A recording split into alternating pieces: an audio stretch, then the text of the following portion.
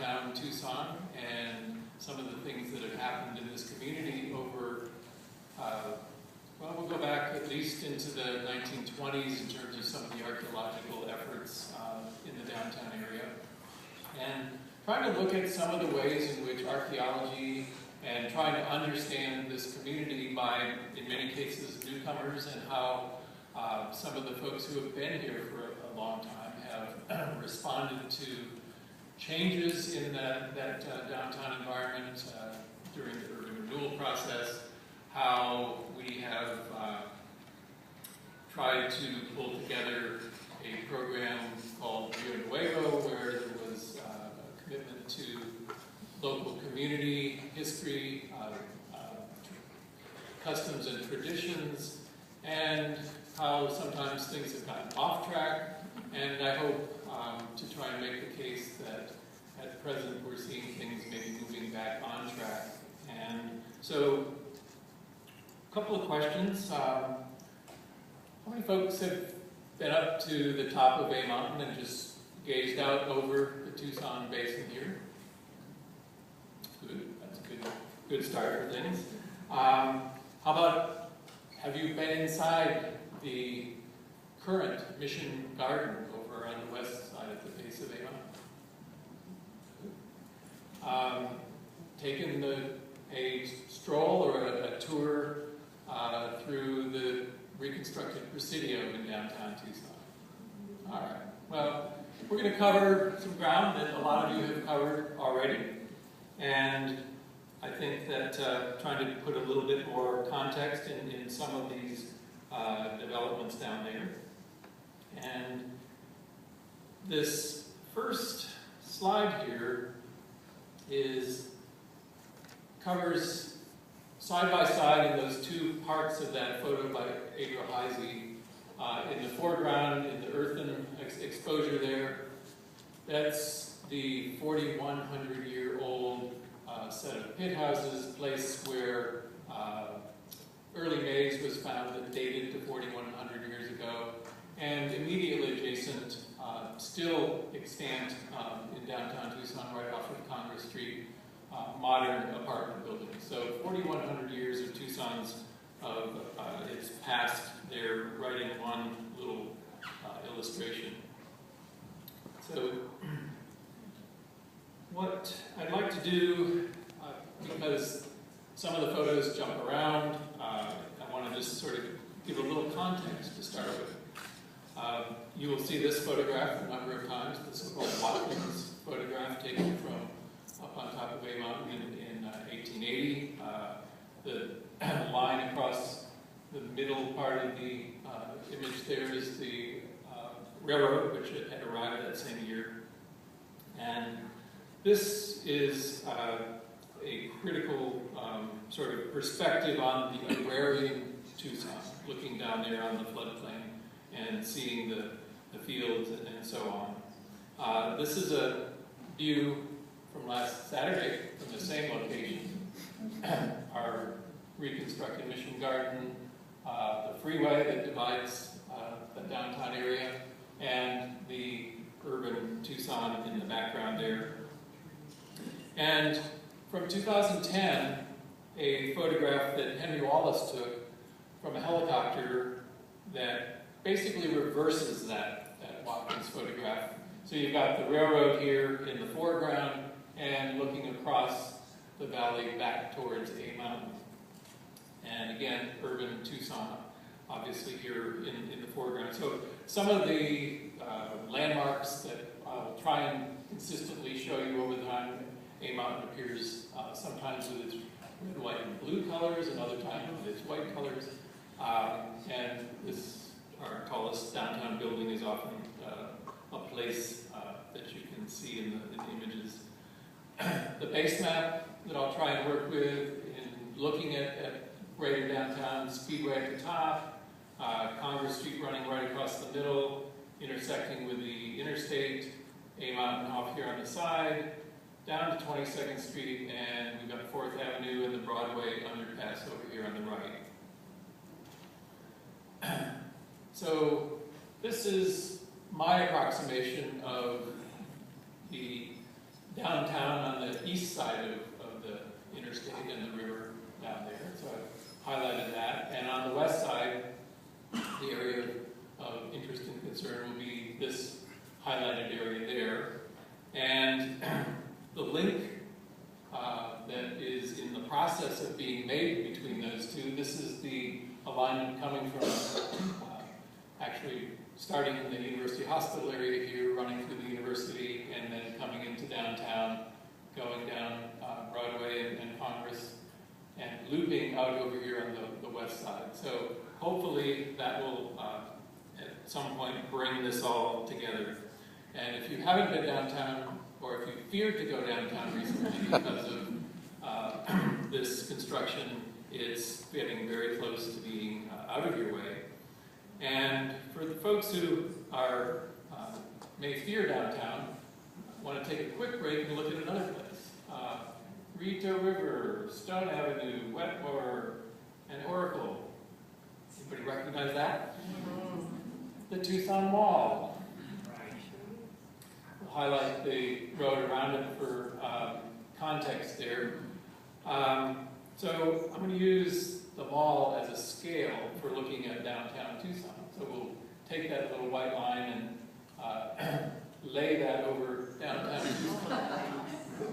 So it ain't such a big place downtown. If you start at the far west end of the Tucson Mall at Sears and follow the sort of the midline all the way down to the other end at Macy's, you can probably walk close to 4/10 of a mile inside the mall there. So two malls would get you all the way across downtown easily. And on the west side, it's an easy process. Just one mall is worth sort of throwing this out there. So again, trying to, and it's a heck of a lot more interesting downtown. So back to the Watkins photo, I said in a little abstract that we'd ask that sort of basic question of, well, why are we here? And really, where this photograph is taken from, up on Sentinel Peak or A Mountain, is the simple answer to that question. The Santa Cruz River is an intermittent stream. Many times over the year, even in distant past, before we sucked all the water out of the water table, these Santa Cruz would have flowed intermittently over much of its course. And however, A Mountain extends, with its volcanic presence, extends under the floodplain, forcing the underground flow of the river up to the surface, creating a very reliable source of water. Springs just a bit upstream from A Mountain there are bringing these in canals of water to these fields that we're looking down there. So that's the really critical reason, in a short way, of why we're here. And also wanted to address the question of who, over the course of time, has done archaeology in the downtown area. The early work tended to be by university researchers, folks from the State Museum, and even here in the Mission at the base of A Mountain, Boy Scouts were sometimes out there working that portion of the archaeology. So it's in its early stages, it's been a very kind of hit and miss. There's not been a lot of intensive research in that downtown area. Field schools are up in the mountains in the summertime. It hasn't been until the relatively recent times of the Tucson Urban Renewal Project in the late 60s into the 70s. That was one of the early large projects, and then larger contract projects and a whole bunch of small ones that have been funded for legal compliance, often funded by the city, the county, occasionally by private developers, and now done mostly by private companies. And we'll look at one person who needs to be recognized specifically for the amount of work that he's done in this downtown area, and that's Homer Teal, who's here somewhere tonight. He's over here in out of the granary there at the mission at the base of A Mountain, and then a more recent photograph of Homer. So really what you need to do is get Homer back, and he can talk about a lot of these things that I'm just going to gloss over. He can deal with them from personal experience in greater detail. So I do want to acknowledge all the work he's done. So Rio Nuevo is maybe it's less of a dirty word than it was a few years back. It's coming into maybe a second round of having a positive connotation to it. The original concept, again, was to focus on downtown. This is Broadway all the way out to Wilmot. Is the business district for Rio Nuevo. The work was to be focused in the downtown area in terms of reconstruction of the San Agustin mission, research related to the Presidio and reconstruction, etc., economic development focused on downtown.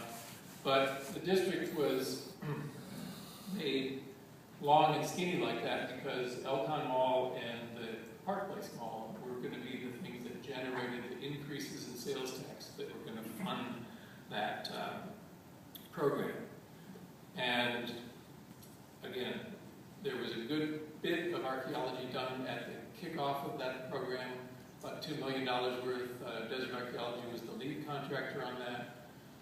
We had partners with the State Museum, the Historical Society, Mike Weber as a historian, Daniel Preston as a Native American consultant, and Archaeology Southwest, and the Center for Desert Archaeology also as a player there. So what I want to do is take a look at, on this map here, of what the elements of, in terms of the work done on the Rio Nuevo project initially, was divided into sort of these three simple foci.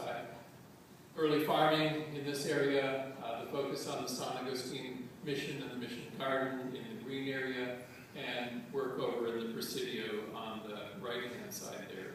So we'll start with this early farming area. And maize, again, was a wild grass that they started experimenting at least 6,000 years ago with maize down in Mexico.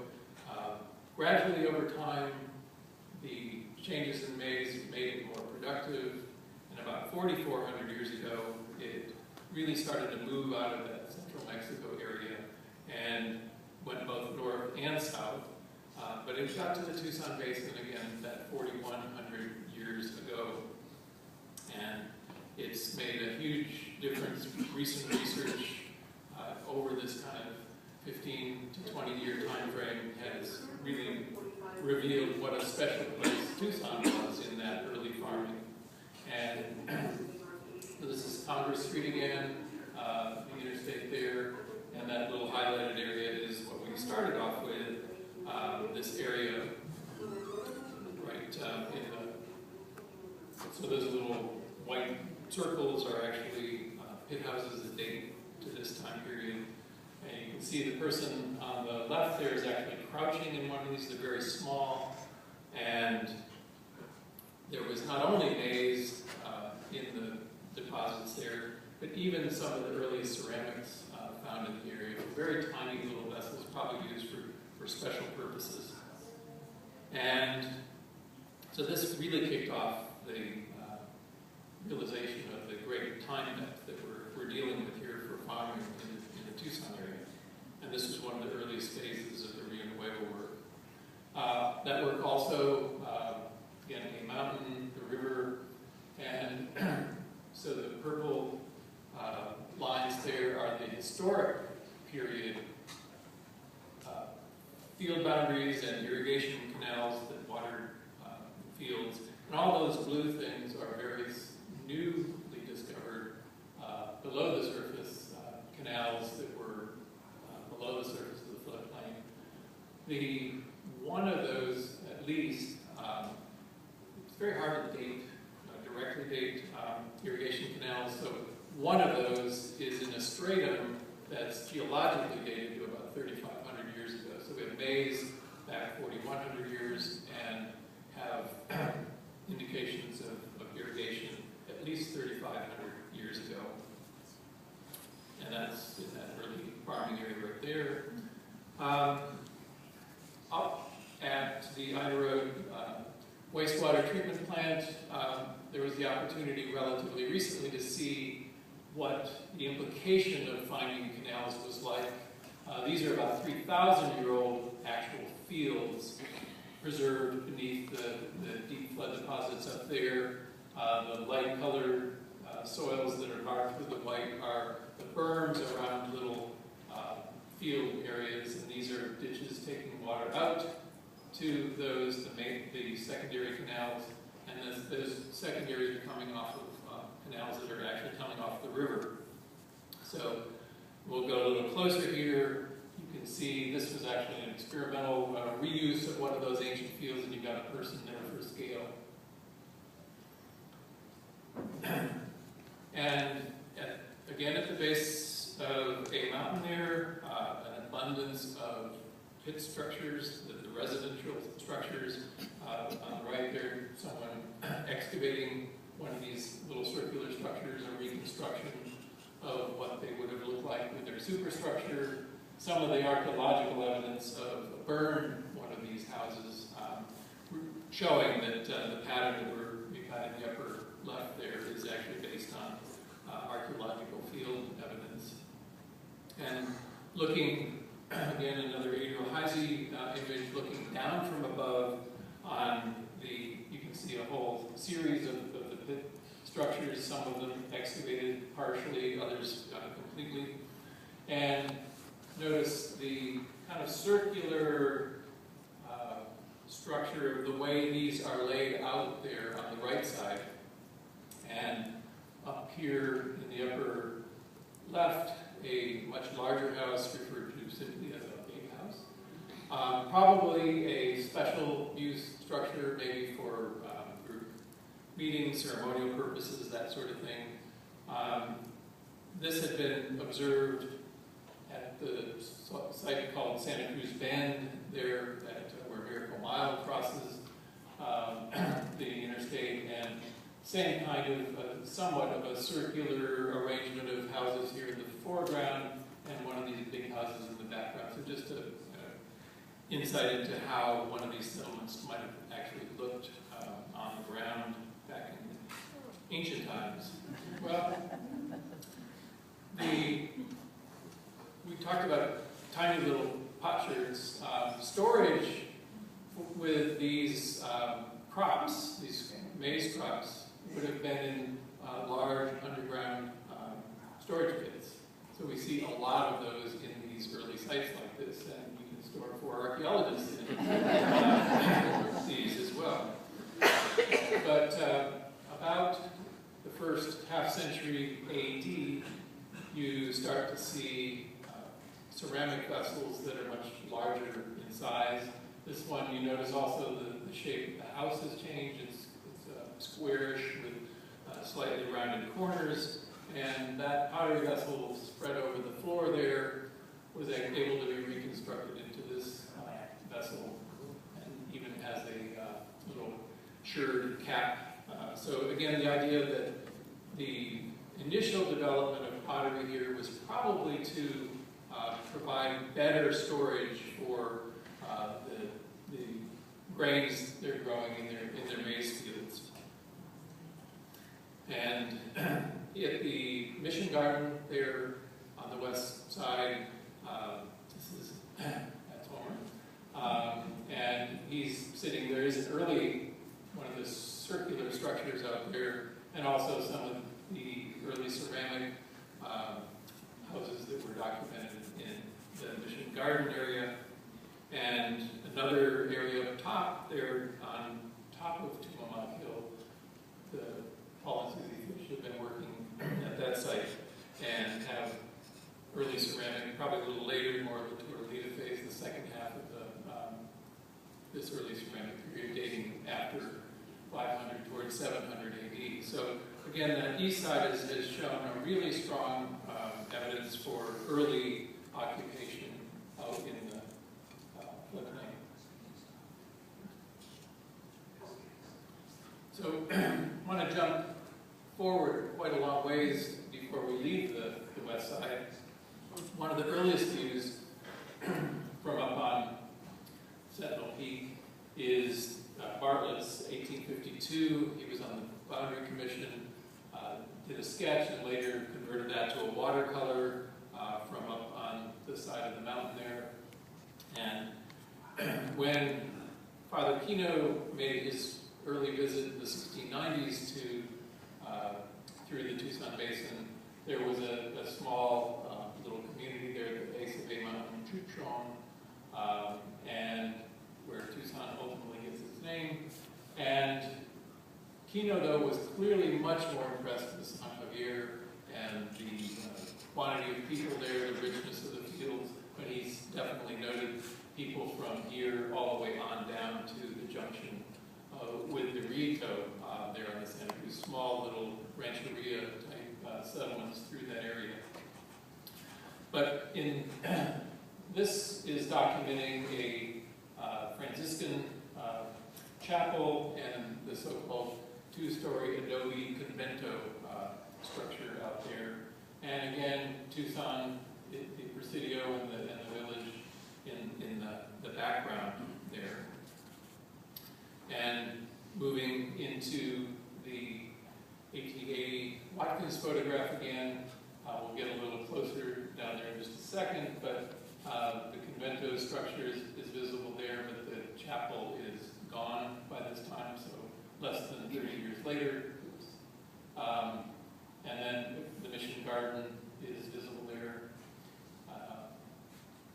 And this detail, Tom Peterson, back a number of years ago, took these macro lens photographs of just each individual portions of this Watkins photograph. And so that's where this is coming from. You can see the roof is gone in this portion, it's intact over here, and there's beams without roofing casting a shadow over in that portion of it. So the degradation of that structure is clearly well underway by 1880. This is Leopoldo Carrillo's house. Doug Gann has worked with the photo optics and measurements here, and his estimate is that that's the same dimension as this, and that some of those missing beams are right here. So recycling is good, and it has a long time depth. So, and you can see the chapel is gone. There's a person there standing amid some ruins. Another just detail out of the photograph, you can see the field boundaries with actually water in these ditches. Along these little white blotches, people doing laundry and putting their clothes out to dry. All the adobe structures on the east side of the floodplain out there. So Doug Ames frequently makes a comment that there's many dissertations in this one photograph, and I think that's quite a true statement. So in the 1890s, further decline in that structure. Jumping ahead to this 1950 photograph, still see the outline of the Mission Garden, and the big feature in the foreground is the Tucson Press Brick Company. Has its origins back in the late 1800s, but is going great guns here at this point. Look off in the distance, see all those red bricks?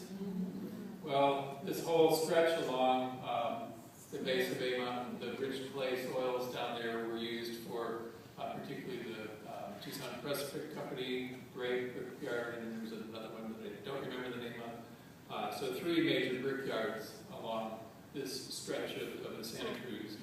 Again, as Tucson changed, the architectural move away from adobe into fired brick was met by these local brickyards.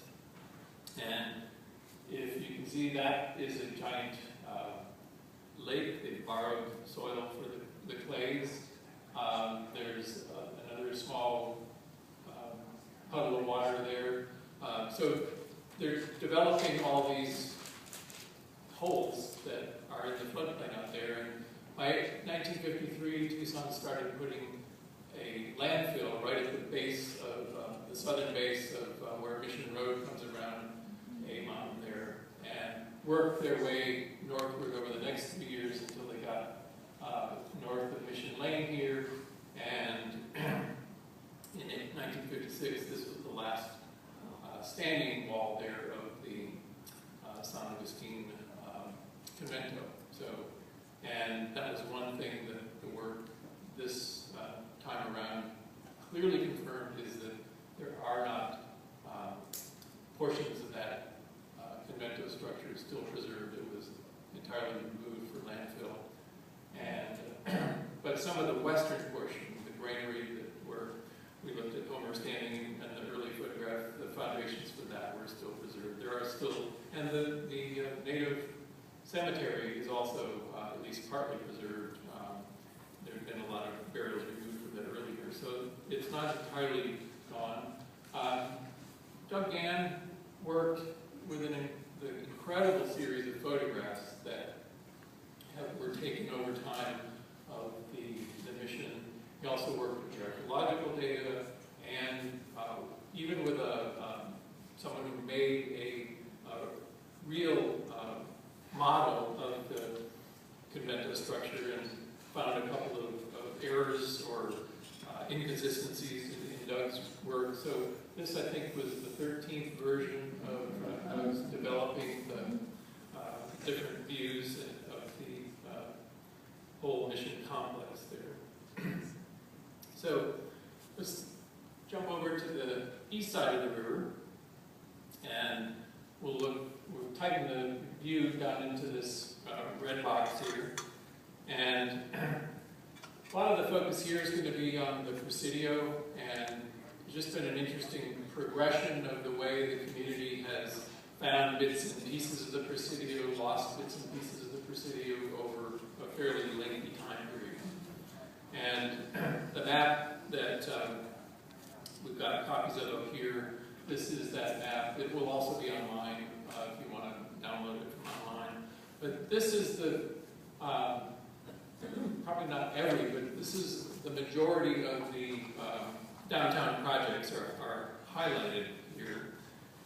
Again, we'll focus on the Presidio area, but also notice, and I'll try and point this out later, this hatched area is the place where Tucson Urban Renewal back in the late 60s removed a lot of the barrio residences and so on in that area, and now we have the convention center down there. So a place where a lot of people feel a good deal of loss, still into the present day.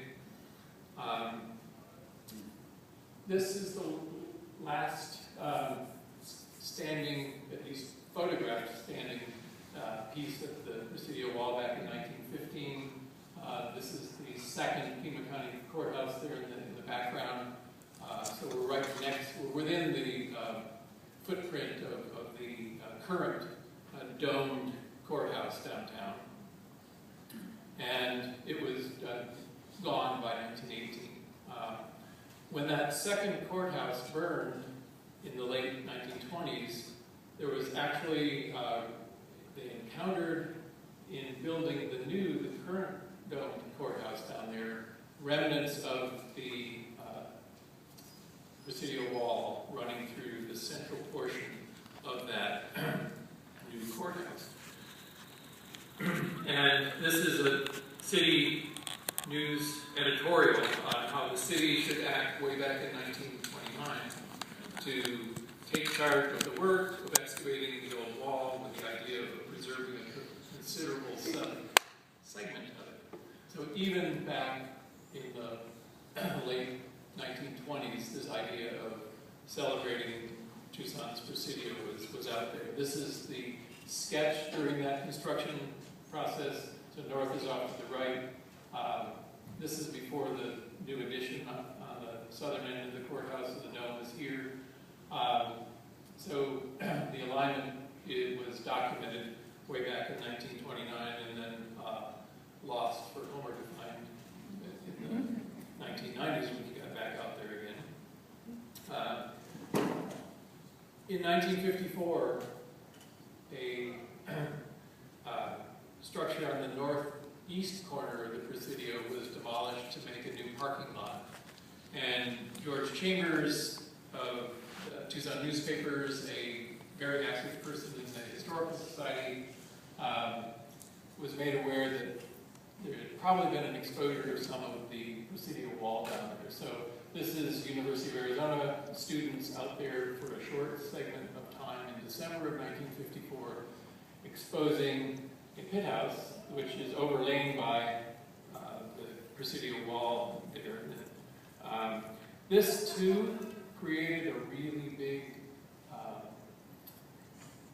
sort of positive impact in the newspapers with editorials about how this should be saved. It didn't happen. They had their short period of work, documented what was there in this relatively small exposure, and asphalted over the parking lot. So just a little bit more context of downtown Tucson. Again, the Presidio walls had once enclosed this entire area. This would have been open apart in the central portion of the Presidio, but even into the 1890s and well into the 20th century, this was a walled little plaza there. This church is later replaced by the City Hall. This is the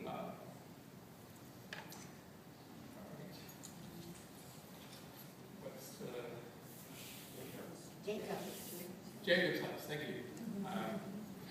And we'll see that in another photo coming forward again. Look at the fields off in the distance there.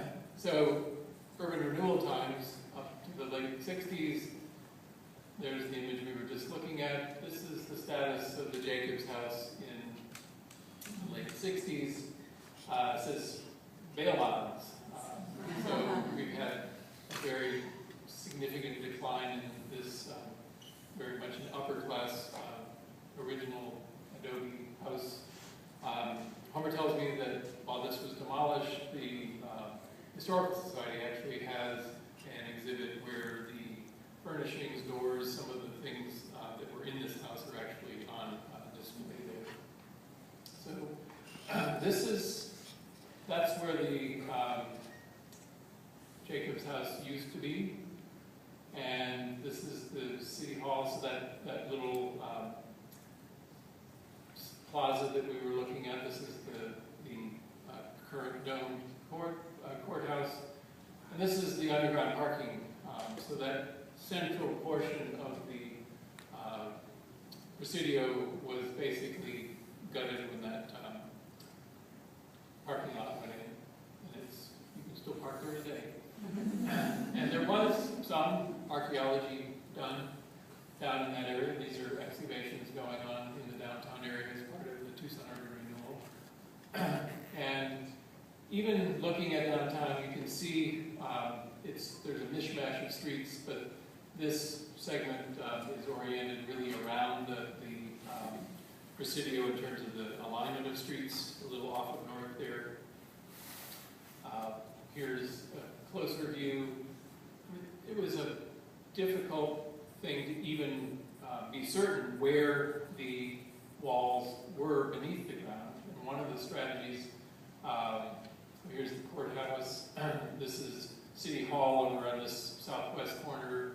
Here's our art museum, and that's Washington Street in the top. This is where the reconstructed Presidio is now.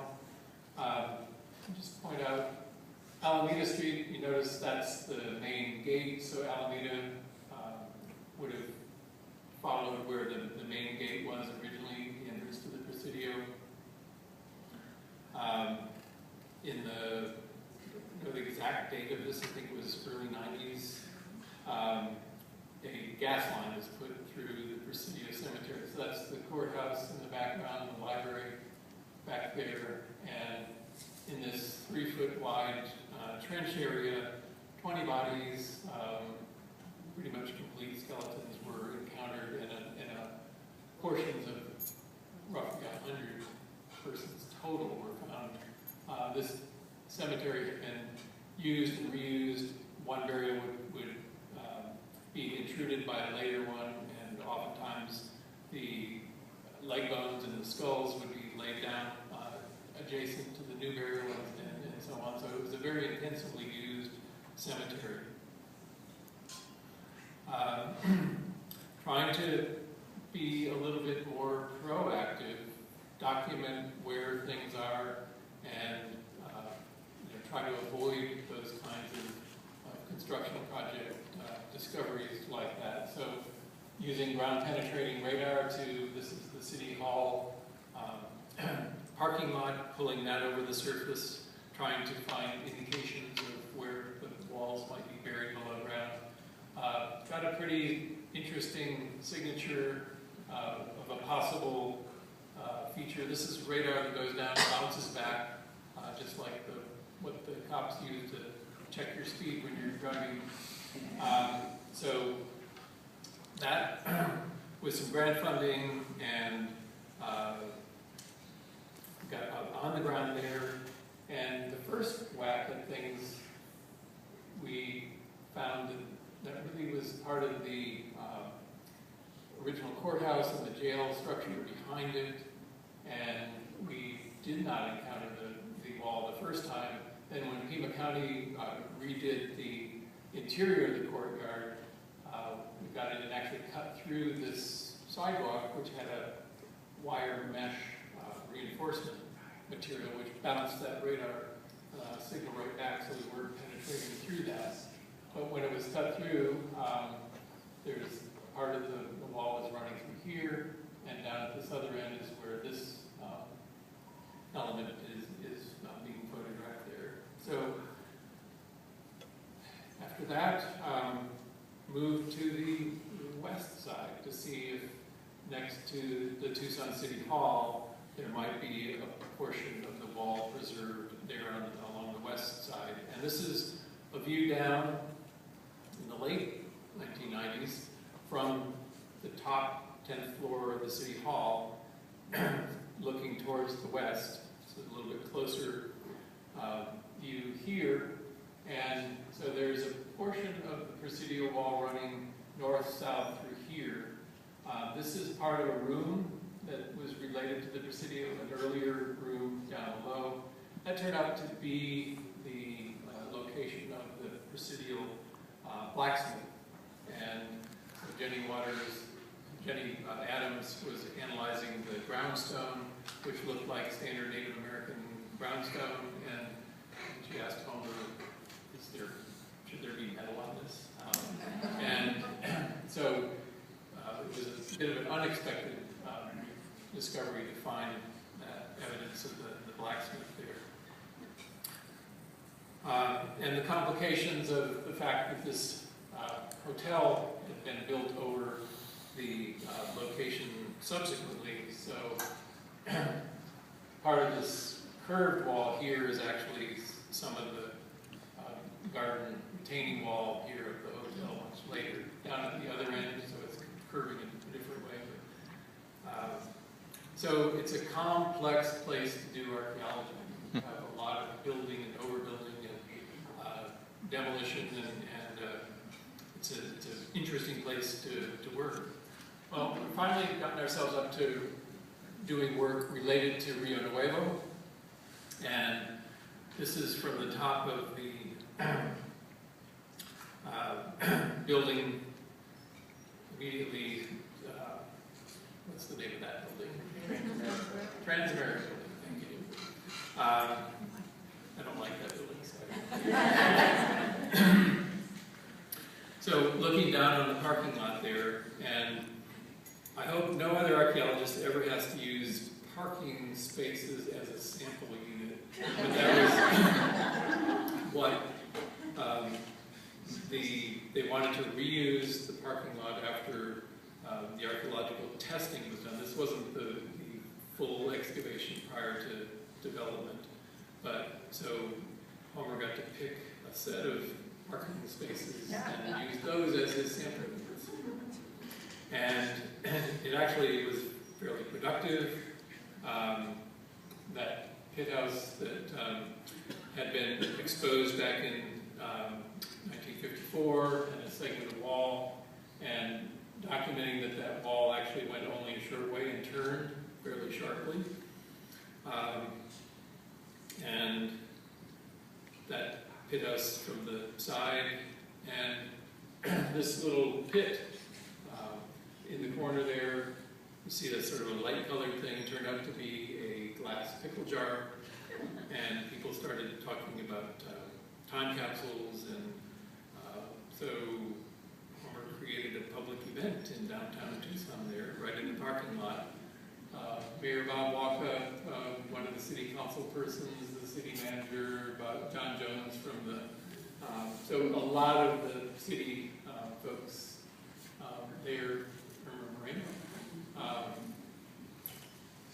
As this gets opened up, we had no idea what was going to be inside of it, but we didn't open it first. And remember, it was George Chambers who had sent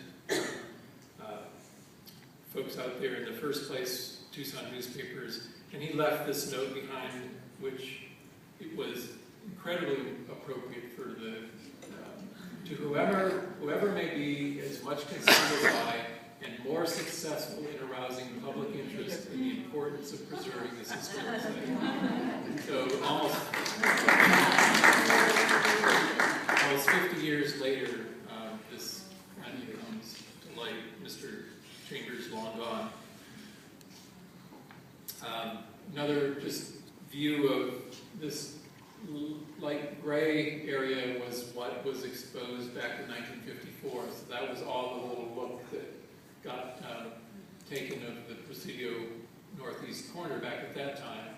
And then the parking lot, or parking spaces documenting this change over here, another. So the idea that this is a tower, a torreon, was finally documented and clarified by even working in parking spaces like this. And so eventually more work was done, better documentation, and then moving into one of the successful construction or reconstruction projects of Rio Nuevo. This is Eric Means on the left there, initiating the construction process. Mayor Bob Walkup was a regular events related to Rio Nuevo over the course of time. So starting to lay a cornerstone and lay adobes down. The opening day and dedication of the Presidio was also a big event downtown. So ultimately a pretty successful process with a lot of public involvement. This is an aerial view of the area today. The torreon is built off set somewhat so that the actual wall is still intact up there. And a new restroom facility and a restored Jaime Sequeiros house, which is the museum facility. Right inside this room, there was a Hohokam pit house, beautifully bounded by the four walls of the room that was excavated. So a lot of productive archaeology. This is an early agricultural pit structure underneath that roof. So again, seeing the layers of history over on this side of the river as well. So I think I have enough time. On Saturday, I had a wonderful day. My wife was out of town. And so at 10 a.m., I went downtown, got out of my car, and walked for almost 4.5 hours around downtown Tucson just to explore on the ground what is happening there in downtown Tucson, trying to connect with some of these places. And I want to walk you quickly through not everything that I saw, but well, there's 10 little spots on this. I'll show you where we're going to go. We're going to start down in the southwest corner there. And so this is the Tucson Convention Center, and so this is the new Fire Central just outside of that, the fire station. We'll come up, take a quick look at the Marist College, a place that we hope does not become an archaeological ruin. The Fox Theater, the Roy Place building, just back to that corner by the Hotel Congress, and nope, that's the Chicago store, sorry, one more. The whole intensive things going on at the east end of downtown, and the Ronstadt Transit Center. A lot of these are places where archaeology has been done, and they're highlighted on the map handout. And this issue of Archaeology Southwest magazine also highlights a lot of these places. Moving on a little farther, Borderlands Brewery, and the work that was done for Pima County there at the cemetery at Stone and Alameda. So, starting down in the southwest corner, this is with A Mountain providing you some context, and this is the Fire Central building. This was designed by, primarily at least by Bob Vint. Really nice blend of, I think, of traditional kind of views of what a fire station would look like in traditional local architecture. And there's a lot more with this. There's a whole public sort of connecting this place to the adjacent neighborhood and barrio. This statue is on the corner, and the statement on Memorial to Barrio El Hoyo, in memory of the vibrant neighborhood life displaced during 1960s downtown redevelopment. And so as part of this construction project, this kind of, again, trying to encourage a healing over the impact of these places that were respected as places to live in the 60s and earlier. A little gazebo with a mural behind it, the San Cosme Chapel.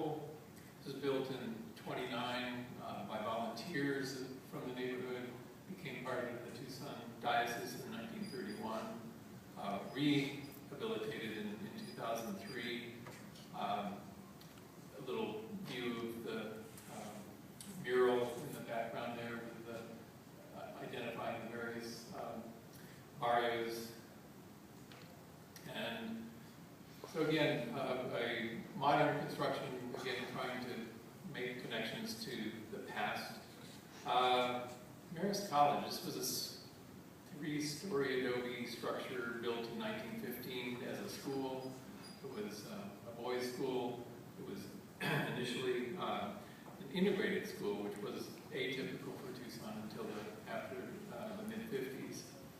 And so, not looking great. These have been just covered over like that, and it seems to be stable, but there's serious impacts. And hopefully the diocese is going to come up with a way to save this building, but it's not saved yet.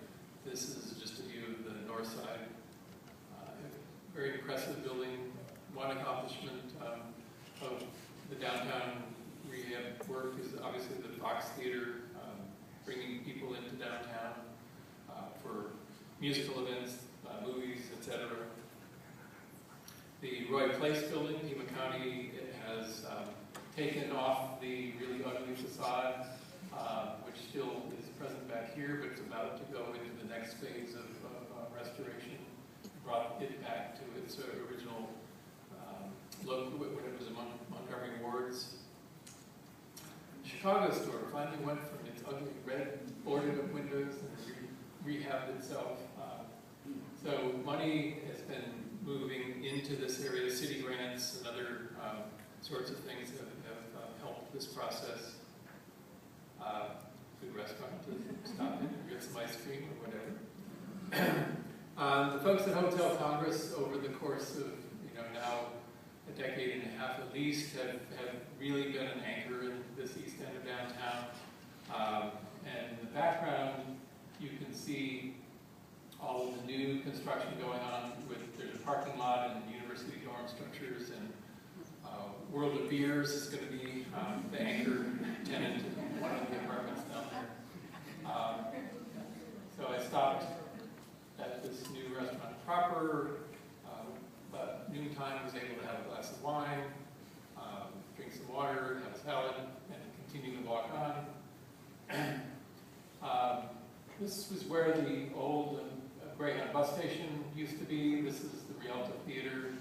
And this is a photograph when Homer was out excavating residential structures, lots of latrines, the holes there that are visible. This is what's going in there now. And so this is the new dormitories. Great opportunities to photograph. I visited 5 different parking structures. You get up on the top floors of them, and they're great photo platforms. Not quite as good as a helicopter like this, but they're a good place to wander around. View down, back down Congress Street, Hotel Congress. Maynard's again, Richard and Shayna Osaran have, between Hotel Congress and Maynard's, both market and kitchen have been real anchors at this end. From the big green parking lot, looking down on the Ronstadt Transit Center, this area in here, this is where Jonathan Mabry got his first exposure to Tucson archaeology. He was a Middle Eastern archaeologist prior to that, and so Jonathan's now the city's historic preservation officer. The Cactus Saloon underneath the new MLK apartment buildings, another Homer excavation. Looking towards the north, train going by, this is the new maintenance and central place for the streetcar.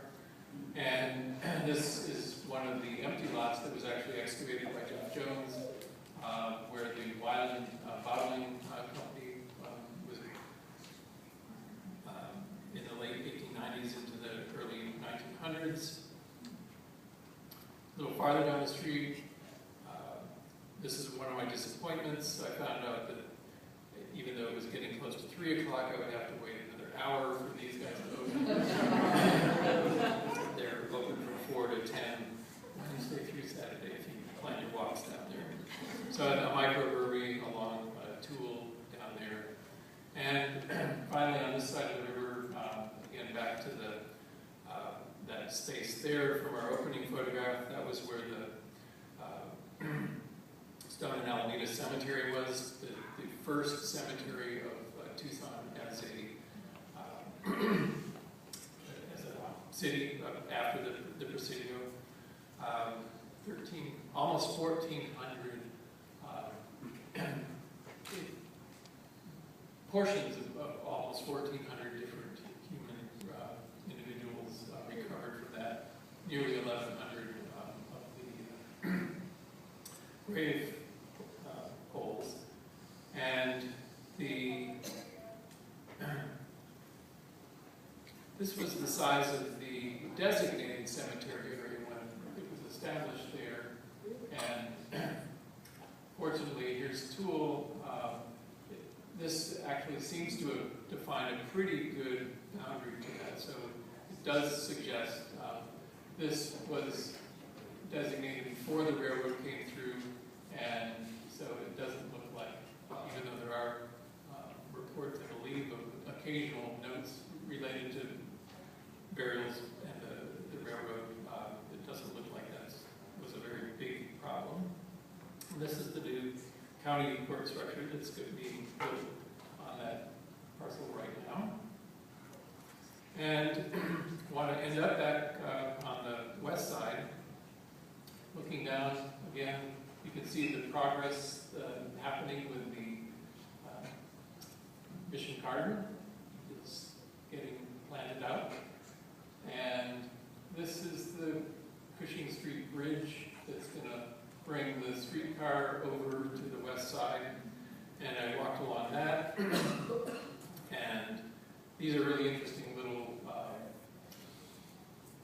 pieces that reflect the, you can see that I think they're probably cottonwood leaves that they're just trying to display. All of the sidewalk areas covered with different historical, this one, Mars Lander.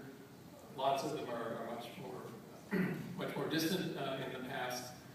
Little graphics along there. I walked a few steps further and I saw this TPB. So the Tucson Brick Company, Mike Deal, conducted excavations there, did interviews with folks. I recognized that right away. I looked up, and here's what's reflecting that down on the ground. And here's one of their bricks from the Tucson Brick Company. So that's from Mike Deal. That was not out there. So they've incorporated a lot of the historical little nuggets and gems into the bridge that's linking the area. And then when you get all the way over there, Mercado San Agustin, little taqueria, they've created a commercial kitchen. So there's a place that, my understanding is that this tends to be booked pretty much full time. And this great bakery in the background there, nice little courtyard area. And residential, this is taken again from the Mercado area, looking back towards A Mountain. All of these lots are now, have been sold and are being developed.